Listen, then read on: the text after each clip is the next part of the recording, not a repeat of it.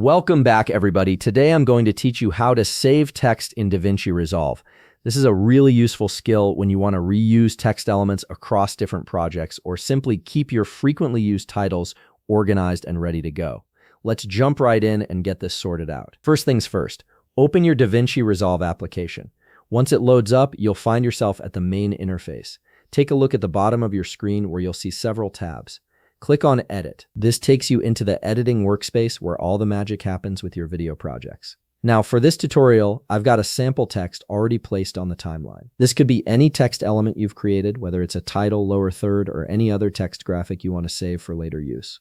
The next step is crucial for organizing your saved elements. On the top left of your screen, you'll see an option labeled Media Pool. Go ahead and click on that. This action will display your collections, which is essentially your library of all media files, clips, and assets you're working with in your project. The media pool is where Davinci Resolve stores everything you might want to access quickly. Here's where the saving magic happens. Right-click on your text element. A context menu will appear with several options.